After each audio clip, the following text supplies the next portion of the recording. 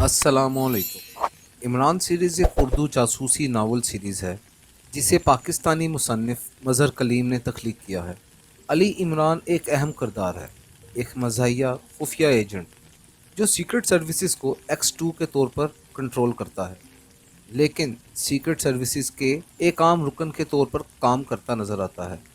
सवाए चंद मुट्ठी भर लोगों के किसी को इनके सर्विसेज चीफ की हैसियत का इल्म नहीं। और आज आपके लिए हाजिर है इसी सीरीज का एक और सिलसिला, रॉक हेड।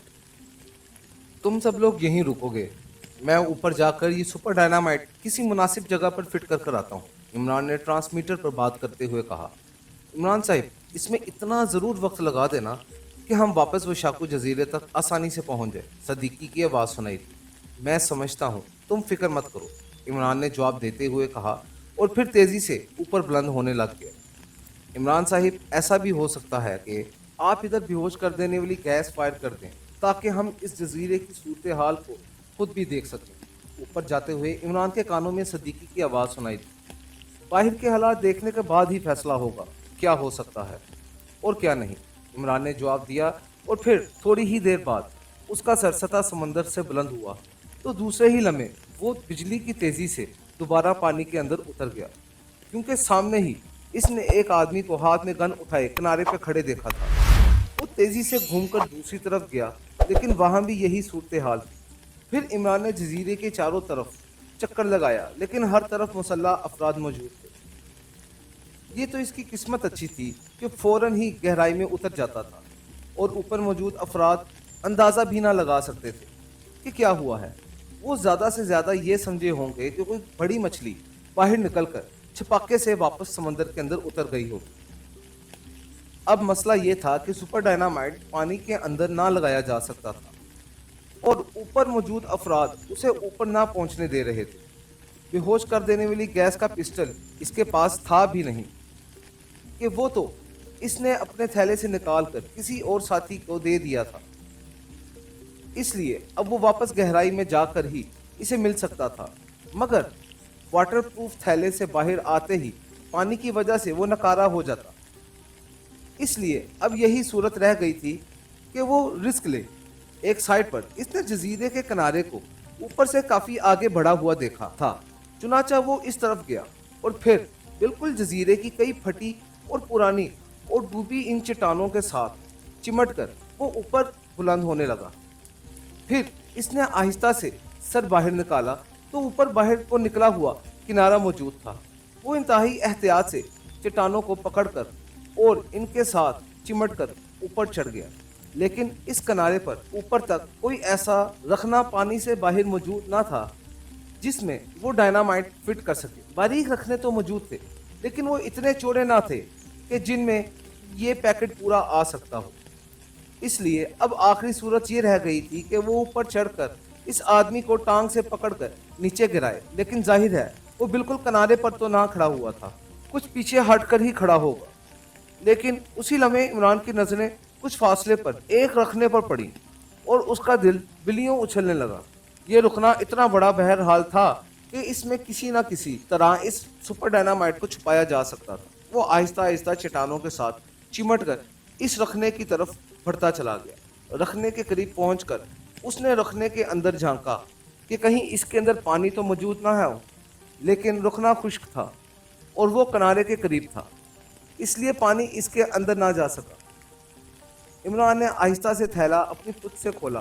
पानी से बाहर निकलते हुए इसने हेलमेट सर से उतारकर अकब में कर दिया था, इसलिए इसे थैला खोलने में कोई वक्त पेश ना आ रहा था। वैसे भी वो जिस पोजीशन में था, अगर वो ज़रा ज़्यादा तेज़ हरकत करता तो फिसल कर वापस समंदर में भी गिर सकता था।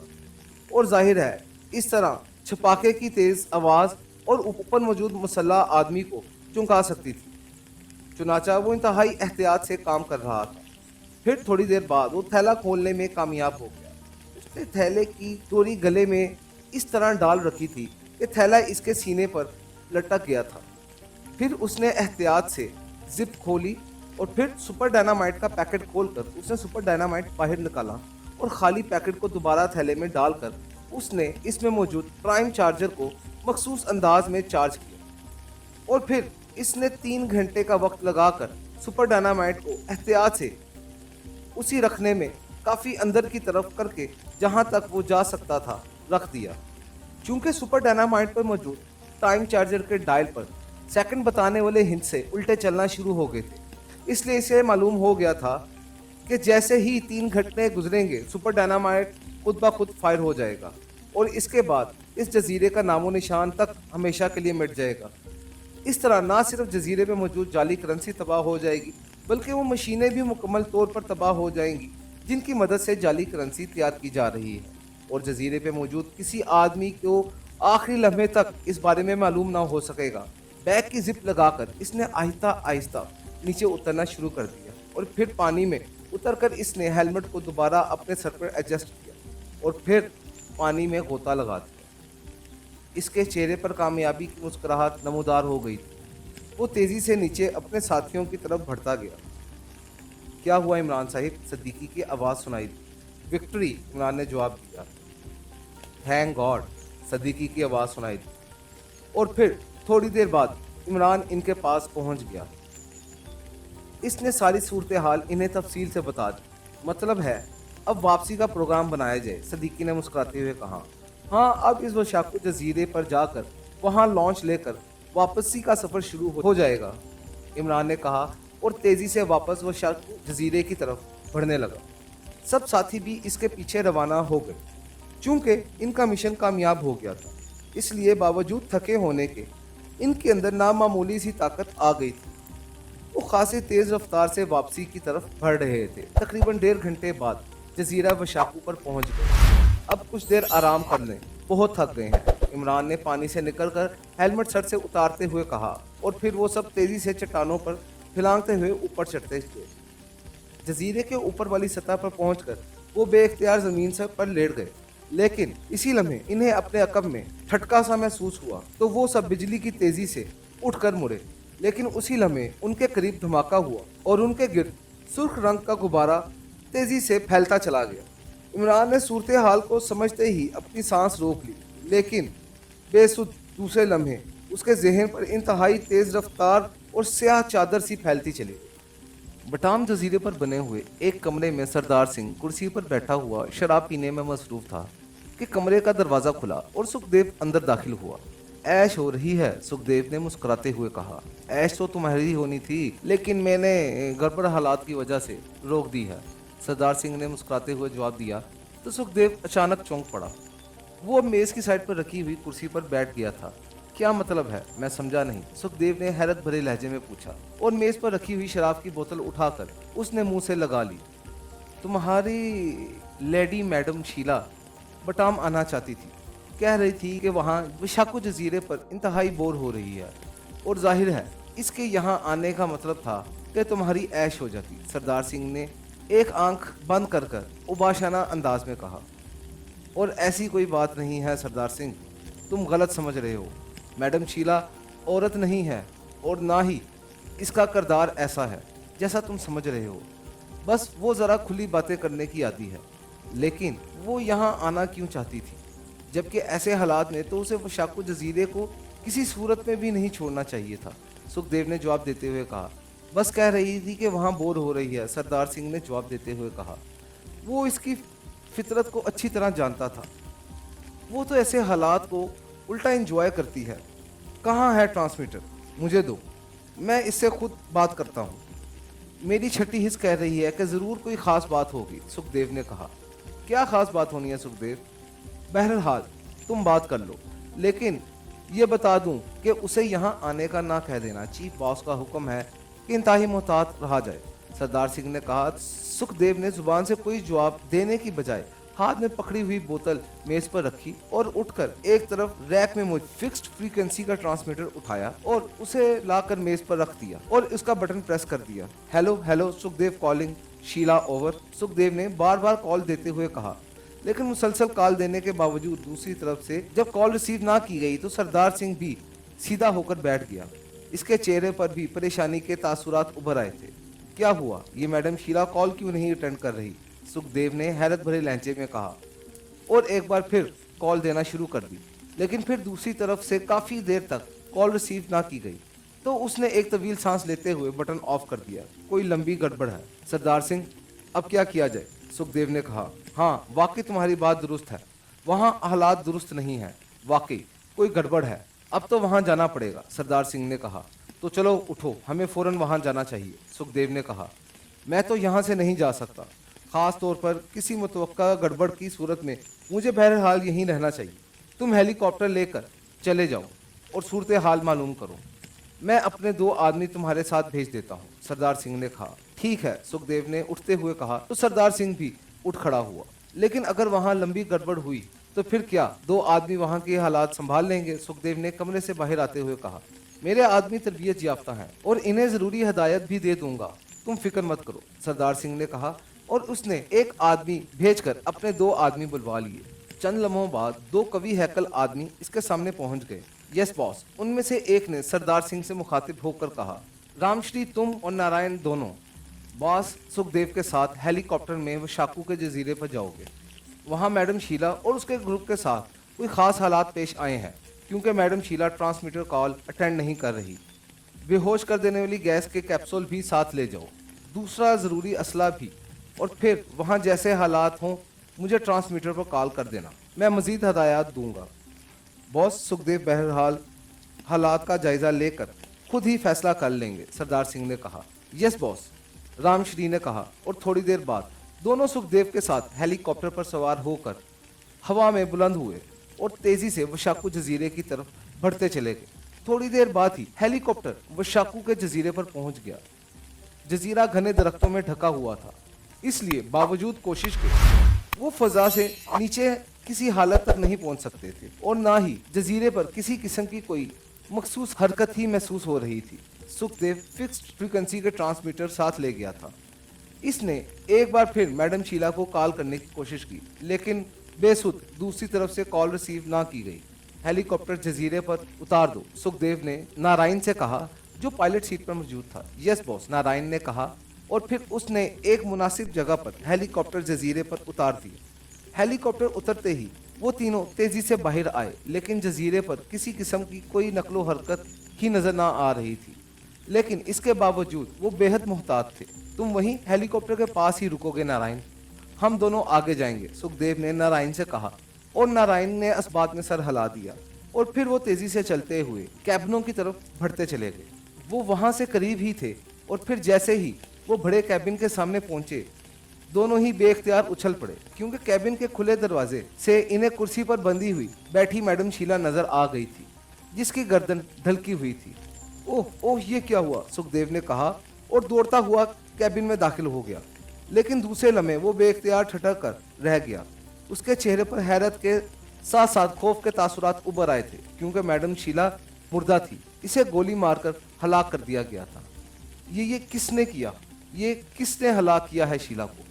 ओह ओह, बाहर चलो, ये तो इंतहाई गड़बड़ है, सुखदेव ने चीखते हुए कहा। और फिर दोनों ही दौड़ते हुए बाहर आए और थोड़ी देर बाद उन्होंने एक जगह शीला के साथियों की लाशों की सूरत में पड़े हुए देखा, तो खौफ से उन दोनों की चीखें निकल गईं। इन सबको गोलियां मारकर हलाक कर दिया गया था। ये कत्ले आम किसने किया? ओह, ये क्या हो रहा है, ये सब क्या है, सुखदेव ने बुखलाते हुए लहजे में कहा। और फिर उन्होंने पूरे जजीरे पर घूमना शुरू कर दिया। थोड़ी देर बाद ही उन्होंने खाड़ी में मौजूद लॉन्च के साथ मैडम शीला के एक और साथी को भी लाश की सूरत में पड़े हुए देखा। शीला का फिक्स्ड फ्रीक्वेंसी ट्रांसमीटर लॉन्च में पड़ा हुआ था, लेकिन जजीरे पर कोई जिंदा आदमी मौजूद ना था। ये क्या है, ये किसने किया? ये तो सब हलाक हो चुके हैं, लेकिन इनकी हलाकत किसने की है? और हलाक करने वाले खुद कहाँ गए हैं? सुखदेव ने चीखते हुए कहा। ये उसी दुश्मन ग्रुप का काम लगता है जनाब। वो मुझे यकीन है कि वो यहाँ ये काम करके अब बटाम जजीरे की तरफ गए होंगे, रामश्री ने कहा। तो फिर सुखदेव बेख्तियार उछल पड़ा। ओह, वाकई ऐसा ही होगा, लेकिन इस शीला ने तो यहाँ इंतहाई जबरदस्त साइंसी हिफाजती निज़ाम कायम कर रखा था, वो फिर लोग यहाँ कैसे पहुँच गए? सुखदेव ने कहा। आप बॉस को इतला कर दें जनाब, फौरन, ऐसा ना हो कि ये खौफनाक लोग अचानक वहाँ पहुँच जाएं, रामश्री ने कदरे खौफजदा लहजे में कहा। शायद 26 अफराद की इस तरह हलाकत ने इसे खौफजदा कर दिया था। सुखदेव ने इस बात में सर हिला दिया। और वापस मुड़ गया क्योंकि ट्रांसमीटर हेलीकॉप्टर में छोड़ आया था। क्या हुआ जनाब, कुछ पता चला? हेलीकॉप्टर के करीब खड़े हुए नारायण ने सुखदेव के करीब आते हुए कहा। इंतहाई खौफनाक हालात हैं। यहाँ कत्ले आम किया गया है। मैडम शीला और उसके ग्रुप के 25 अफराद को गोलियां मार दी गई हैं और अब वो खतरनाक लोग बटाम जजीरे की तरफ बढ़ गए हैं, सुखदेव ने कहा। तो नारायण के चेहरे पर हैरत के साथ साथ कदरे खौफ के तासुरात उभर आए। सुखदेव तेजी से हेलीकॉप्टर में सवार हुआ और उसने जल्दी से फिक्स्ड फ्रीक्वेंसी का ट्रांसमीटर उठाकर इसका बटन प्रेस कर दिया। Hello hello Sukhdev, calling over. Sukhdev ने बटन प्रेस करते हुए कॉल देते हुए कहा। यस सरदार सिंह बोल रहा हूँ। क्या हुआ जजीरे पर? मैडम शीला क्यों कॉल रिसीव नहीं कर रही थी? ओवर। दूसरी तरफ से सरदार सिंह ने तजस्सुस भरे लहजे में कहा। सरदार सिंह, गजब हो गया है। दुश्मन एजेंट यहाँ पहुँच गए हैं। उन्होंने शीला और उसके ग्रुप को हलाक कर दिया है। यहाँ इन सब की लाशें पड़ी हुई हैं। ओवर, सुखदेव ने कहा। Oh very sad. फिर कहाँ हैं अब वो लोग? ओवर, सरदार सिंह ने बुखलाए हुए लहजे में कहा। वो यहाँ जजीरे पर मौजूद नहीं है। यहाँ लॉन्च भी वैसे ही मौजूद है। ओवर, सुखदेव ने जवाब दिया। तो फिर क्या वो आसमान में उड़ गए हैं? कहीं वो लोग हेलीकॉप्टर पर तो नहीं आए थे? लेकिन अगर ऐसा होता तो हमारी चेक पोस्ट लामहाला इन हेलीकॉप्टर को चेक कर लेती। ओवर, सरदार सिंह ने कहा। वो यकीनन किसी लॉन्च वगैरह या हो सकता है किसी आबदोज में आए हों। शीला ने दोनों जजीरों के गिर्द इंतहाई जदीद तरीन साइंसी इंतजामात कर रखे थे। इसके बावजूद वो इस तरह यहाँ पहुँच गए कि किसी को कानो कान खबर ना हुई। शीला और उसका ग्रुप इंतहाई तरबियत याफ्ता थे। अगर इन्हें इनकी आमद का ज़रा बराबर भी एहसास हो जाता तो इस तरह ना मारे जा सकते थे। और अब ये लोग यकीनन बटाम पहुंच रहे होंगे। तुम ऐसा करो कि पूरे बटाम जजीरे पर अपने आदमी फौरी तौर पर फैला दो। जगह जगह कोई जगह खाली ना छोड़ो और हर तरह से अलर्ट हो जाओ। ओवर, सुखदेव ने तफसील से बात करते हुए कहा। ठीक है, ऐसा ही होगा। वो यहाँ किसी सूरत भी जिंदा दाखिल ना हो सकेंगे। लेकिन तुम एक काम करो, जब ये लोग बटाम दाखिल ना हो सकेंगे तो लामहाला वापस वो शाकू जजीरे पर जाएंगे, इसलिए तुम वहीं रुको। फिर जैसे ही ये लोग वहां पहुंचे तुम इन्हें पकड़ लो। ओवर, सरदार सिंह ने कहा। ऐसे खतरनाक आदमियों को मैं 2 आदमियों के साथ कैसे पकड़ सकता हूं? ओवर, सुखदेव ने कहा। तुम्हारे पास बेहोश कर देने वाली गैस के कैप्सूल मौजूद हैं। तुम इन पर अचानक गैस फायर कर देना। वैसे भी इन्हें तवक्का तक ना होगी कि तुम वहां मौजूद हो सकते हो, इसलिए वो हर लिहाज से मुतमईन होंगे। ओवर, सरदार सिंह ने कहा। तुम्हारा मतलब है हम इनका खात्मा नहीं कर सकते? ओवर, सुखदेव ने कहा। यह बात नहीं है। एजेंट लोग इंतहाई तेज तरार और शातिर जहन के लोग होते हैं। जाहिर है यहाँ हम लोग इंतहाई चौकन्ना होंगे, तो हो सकता है कि ये लोग वार करने की बजाय फौरी तौर पर वापस चले जाएं और वहां जाकर इत्मीनान से कोई नया मंसूबा तैयार करें। इसलिए एहतियात के तौर पर कह रहा हूँ, वरना अगर वो यहाँ मारे गए तो फिर मैं तुम्हें इतला कर दूंगा। वैसे भी अभी हमें इनकी तादाद के बारे में भी इल्म नहीं हो सकता। आधे यहाँ रह जाएं और आधे बचकर वापस चले जाएं, सरदार सिंह ने कहा। ठीक है, अब बात मेरी समझ आ गई है। मैं इन्हें बेहोश करके इन पर फायर खोल दूंगा। इस तरह वो मेरे खिलाफ कोई इकदाम करने के काबिल ही नहीं रहेंगे। ओवर, सुखदेव ने कहा।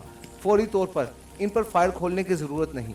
बेहोश लोग कहीं नहीं भाग सकते। इंतज़ार करना, वरना इनके बकिया साथी फायरिंग की आवाज़ सुनकर तुम पर अचानक हमला भी कर सकते हैं। ओवर, सरदार सिंह ने कहा। ठीक है, अब मैं अच्छी तरह समझ गया हूँ। तुम फिक्र ना करो, अब मैं इन्हें यहाँ संभाल लूँगा। तुम बटाम जजीरे की फिक्र करो। ओवर, सुखदेव ने कहा। यहाँ की फिक्र मत करो। अगर वो लोग वहाँ पहुँचे तो उन्हें बेहोश करके मुझे कॉल कर देना। Over and all out. दूसरी तरफ से सरदार सिंह ने कहा और इसके साथ ही राब्ता खत्म हो गया। सुखदेव ने ट्रांसमीटर ऑफ कर दिया। उसे वहीं रख कर वो हेलीकॉप्टर से बाहर आ गया। बटाम जजीरे की तरफ से वापसी पर वो इस जजीरे की 2 सिमतों से आ सकते हैं, इसलिए एक तरफ तुम पहरा दो और दूसरी तरफ रामश्री पहरा देगा, जबकि मैं यहीं रहूंगा। सुखदेव ने कहा। रामश्री कहाँ है? वो तो आपके साथ ही गया था, नारायण ने कहा। वो वहीं रुक गया होगा, जाकर उसे बुला लो, सुखदेव ने कहा। उसके साथ ही इस सिंध इशारा कर दिया जिस तरफ से वो आया था, और नारायण सर हिलाता हुआ उधर को बढ़ गया। बड़े जालिम लोग हैं। शीला को भी जालिमों ने हलाक कर दिया। काश वो इसे हलाक ना करते। सुखदेव ने नारायण के जाते हुए बड़बड़ाते हुए अंदाज में कहा। अब इसके पास सवाए बड़बड़ाने के और अफसोस जाहिर करने के और कोई चारा ना था। थोड़ी देर बाद नारायण और रामश्री दोनों वापस आ गए। तुम इधर शमाल की तरफ और तुम उधर मशरिक की तरफ पहरा दोगे। किसी दरख्त पर चढ़ जाना। ये लोग यकीनन किसी लॉन्च पर होंगे, इसलिए लॉन्च तुम्हें दूर से ही वापस आती दिखाई दे जाएगी। जैसे ही लॉन्च नज़र आए तुमने फौरी तौर पर मुझे इतला देनी है। और सुनो, खुद अपनी तौर पे कोई हमाकत ना कर बैठना। सुखदेव ने उन दोनों से मुखातिब होते हुए कहा। ठीक है सर, आपके अहकामात की मुकम्मल तामील होगी, दोनों ने कहा। और सुखदेव ने असबात में सर हिला दिया और फिर दोनों अलग-अलग सिमतों में चले गए। जबकि सुखदेव दोबारा हेलीकॉप्टर में सवार हो गया। वो पायलट सीट पर बैठ गया था कि अगर कोई हंगामी सूरत हाल सामने आ जाए तो वो फौरी तौर पर हेलीकॉप्टर उड़ा लेगा। फिर तकरीबन 1 घंटे बाद अचानक उसने दूर से नारायण को तेजी से अपनी तरफ आते हुए देखा तो वो चौंक पड़ा। बॉस, उधर से 2 गोताखोर अचानक समुद्र से निकलकर ऊपर जजीरे पर आ रहे हैं, नारायण ने करीब आकर कहा। तो सुखदेव ने जल्दी से साथ वाली सीट पर पड़ा हुआ थैला उठाया और उछलकर नीचे उतर गया। गोताखोर, ओह ओह, तो वो समुद्र की गहराई में सफर करते रहे हैं, इसलिए हमें हेलीकॉप्टर की परवाज के दौरान वो नजर ना आए थे। आओ मेरे साथ चलो, जल्दी करो। सुखदेव ने थैले से वो मखसूस पिस्तौल निकाला जिस पर बेहोश कर देने वाली इंतहाई जोरदार गैस असर के कैप्सूल भी भरे हुए थे। और फिर वो नारायण के साथ इस तरफ चल पड़ा जिधर नारायण पहरा दे रहा था। और फिर वो किनारे की करीब पहुंच गया। अचानक ठक कर रुक गए जब उन्होंने गोताखोरों का लिबास पहने हुए 5 अफराद को किनारे पर चढ़कर ऊपर घास पर लेटते हुए देखा। वो सब बेहद थके हुए महसूस हो रहे थे। वो इस अंदाजे में लेटे हुए थे कि इनके सर सुखदेव और नारायण की तरफ थे, जबकि इनकी टांगें समुद्र की तरफ थी। सुखदेव ने हाथ में पकड़े हुए पिस्तौल का रुख उनकी तरफ किया और फिर ट्रिगर दबा दिया। थक की कदरे ऊंची आवाज सुनाई दी और पिस्तौल में से कैप्सूल निकलकर इन आदमियों की तरफ बढ़ा। वो पांचों शायद थक की आवाज सुनकर बिजली की तेजी से उठ खड़े हुए थे।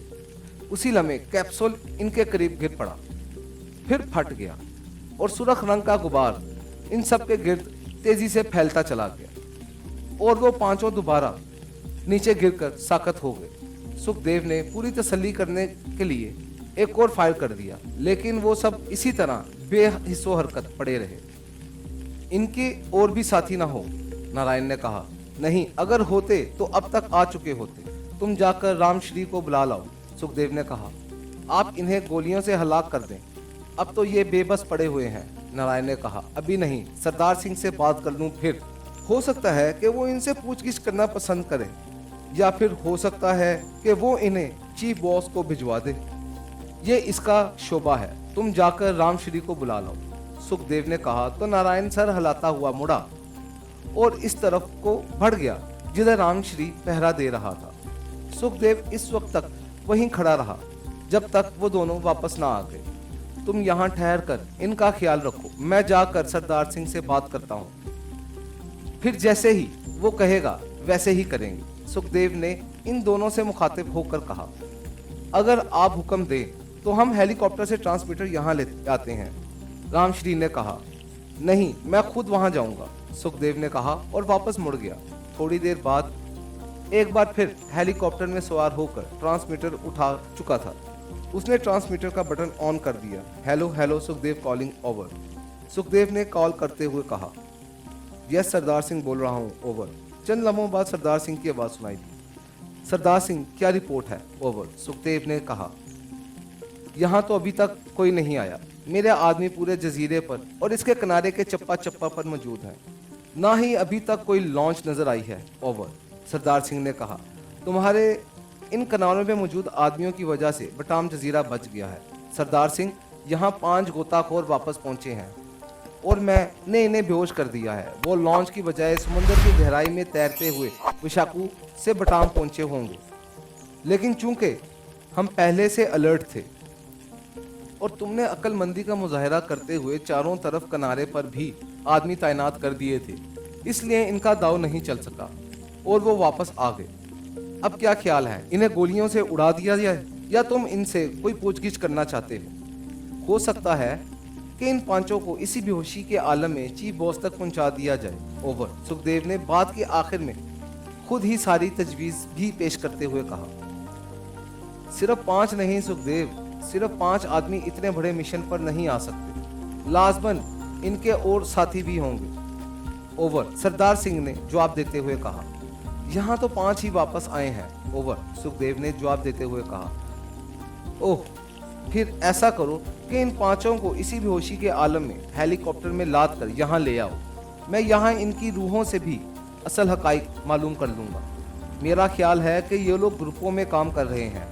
हो सकता है कि एक ग्रुप इस तरफ से आया हो और दूसरा किसी और तरफ से आ रहा हो, इसलिए इनसे असल हकाइक मालूम करना ज़रूरी है। ओवर। सरदार सिंह ने कहा।